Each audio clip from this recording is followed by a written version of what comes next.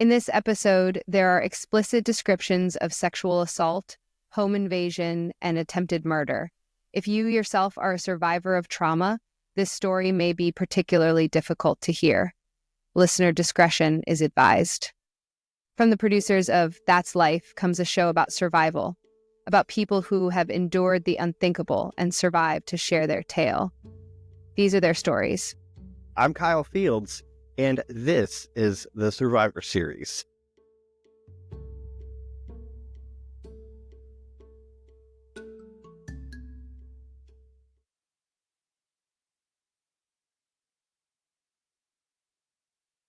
It was a typical hot Houston, Texas night. April 15th, 1995. The city was vibrant, pulsing, and throbbing as 25-year-old Jennifer Morey was out for an evening with her friends. They dined and laughed together, discussing the stories of their lives, their dreams, and the drama of their 20s. For Jennifer, the atmosphere was euphoric. She was feeling liberated, warm in the glow of friendship. She had no inkling that the facade of a celebratory evening would suddenly dissipate, plunging her into a nightmare she could hardly have imagined. Later that night, when she came home to her cozy second-floor apartment at the Bayou Park Apartments, the warm familiarity surrounded her. The complex was touted as a secure haven, supported by the promise of professional security guards patrolling the property. Jennifer felt so secure in her home, where she could unwind after a long day and let the world's worries outside her door disappear.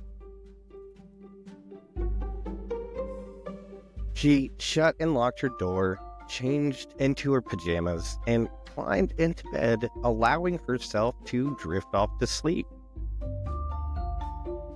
Yet, lurking in the shadows of the same sanctuary was a presence bent on annihilating her sense of security.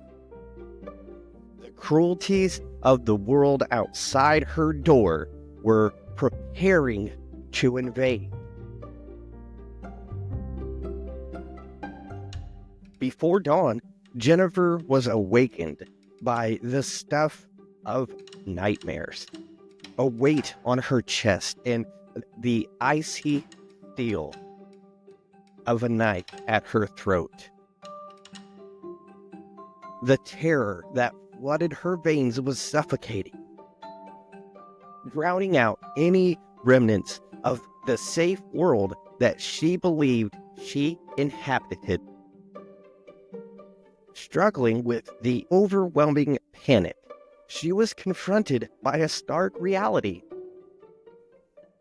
She was not in the security of her home, but trapped in a strange fight for survival. This is Jennifer's story.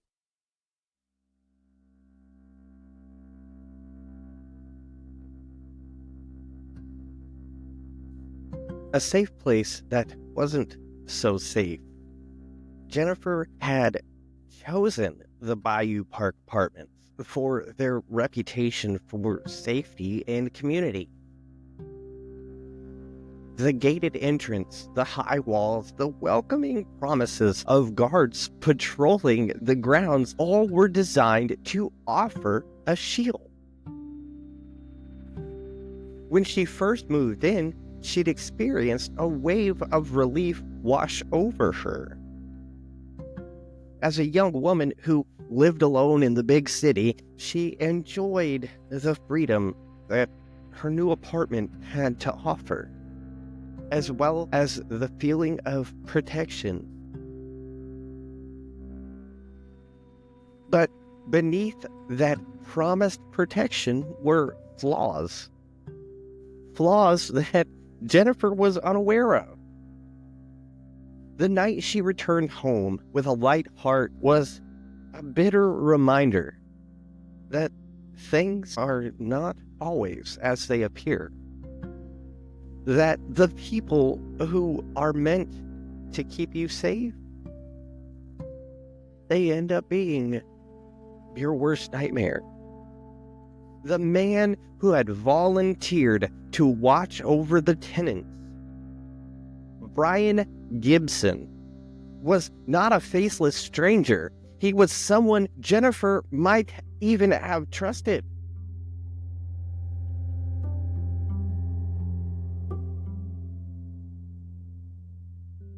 The quiet of Jennifer's sleep was shattered in a moment as she awoke with a jolt, her body pinned down in a way that left her breathless. Confused and frightened, she opened her eyes to be met only by darkness and the chilling glint of a knife held to her throat. Time in that emptiness seemed to stretch out, and her senses became heightened. The adrenaline coursed through her body, canceling out everything. All the moments of her life flashed before her eyes.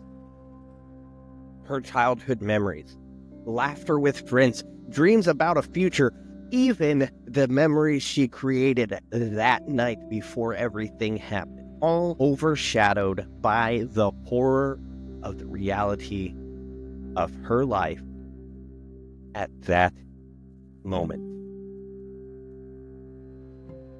Don't move, and you won't get hurt, the man snarled, his deep voice threatening. Her body trembled to struggle, but she was too frightened to move.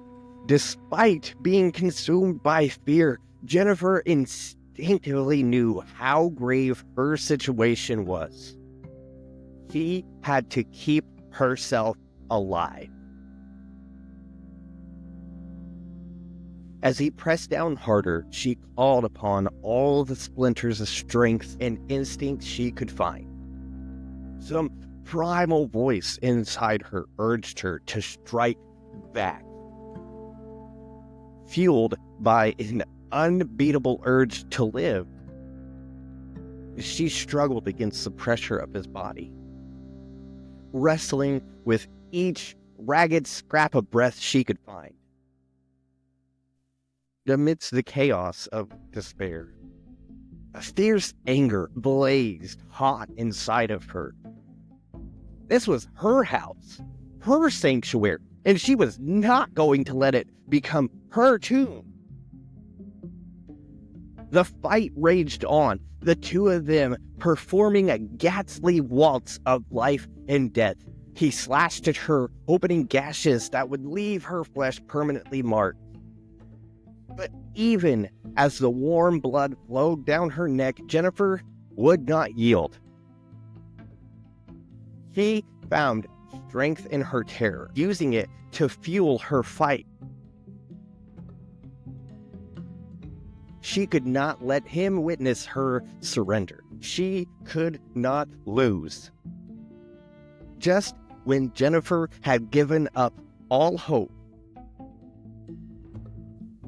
Brian shoved her into the bathroom. The details of that horrific transition were a blur, but she clung to the ever-present realization that she could not give in to the forces that were trying to extinguish her life.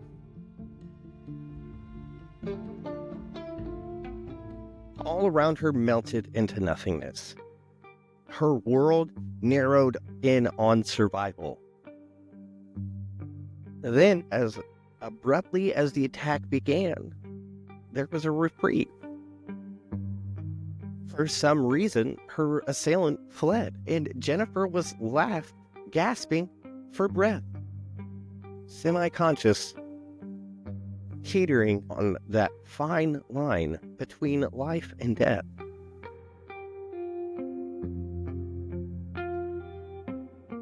In the moments that passed, Jennifer was greeted by an agonizing awareness. She was alive, but not for long if she didn't act quickly.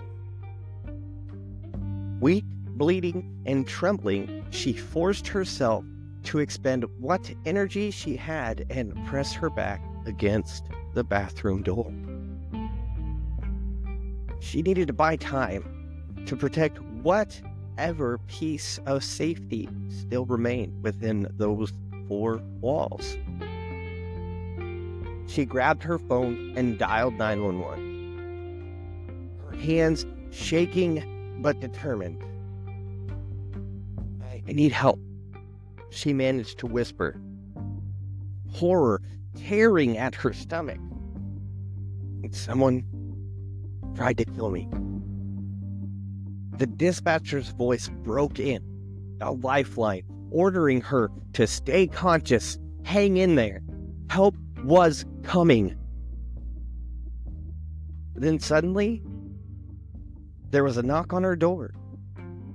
It's security, a voice on the other side called, calm and even. I heard screaming. Is everything okay? Panic arose again. A nagging doubt crept into her mind. How had they arrived there so quickly? Where were the police? Why had she not heard sirens? Unbeknownst to her, the very idea of safety that she held on to was going to be shattered. Instinct kicked in. Don't open the door, the dispatcher begged. Jennifer trembled, her heart racing, as she felt instinct scream that something was wrong. She was silent, her breath shallow, the truth echoing in the back of her mind. This was not someone to be trusted.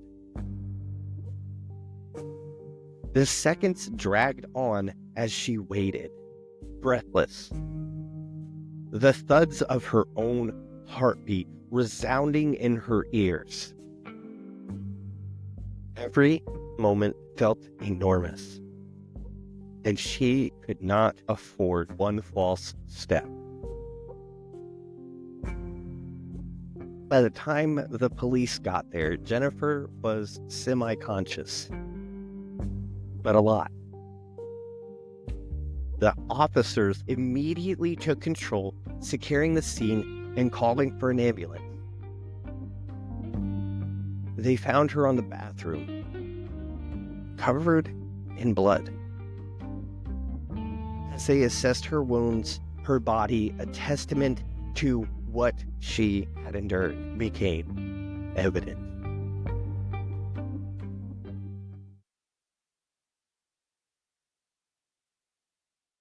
In the days that followed, as police began to investigate, shocking facts started to unravel. The intruder who had entered Jennifer's life was not an anonymous figure, but Brian Gibson, the gun-toting security guard who was meant to be her protector. For Jennifer, the betrayal was devastating. The person entrusted with keeping her safe had turned predator.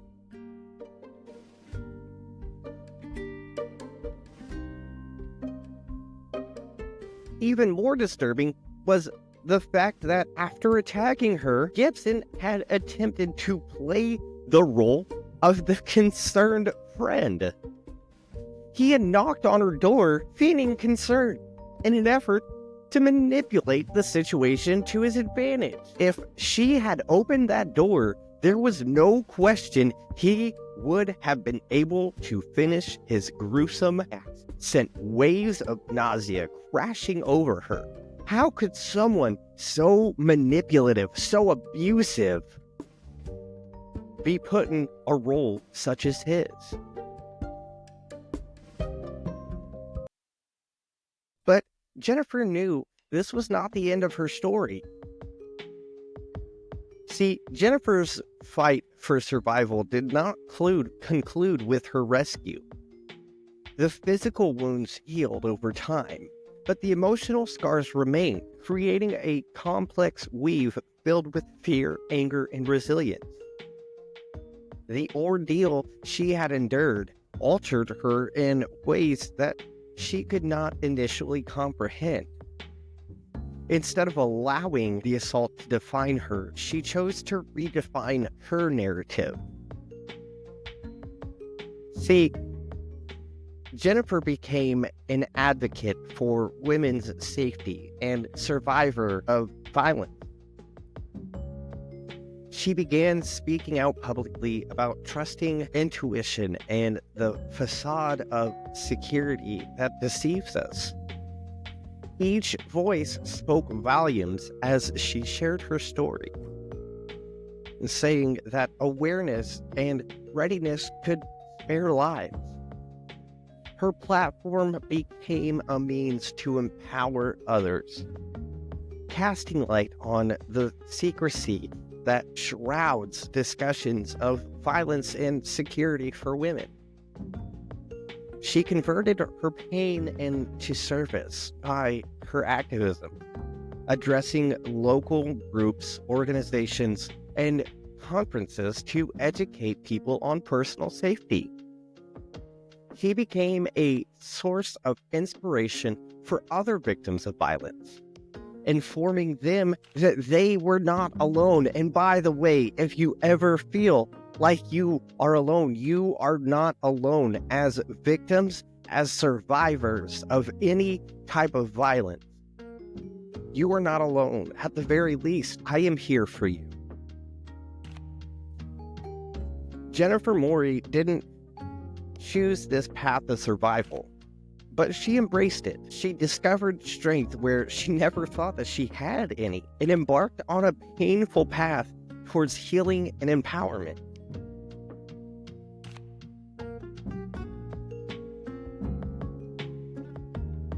Jennifer's story is one of strength, survival, and instinct. She battled the nightmares that came into her life, and in doing this, she created a life of hope and advocacy.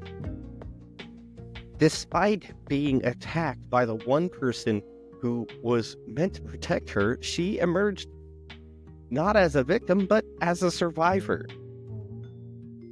Her story is one of strength that continues to inspire many others today.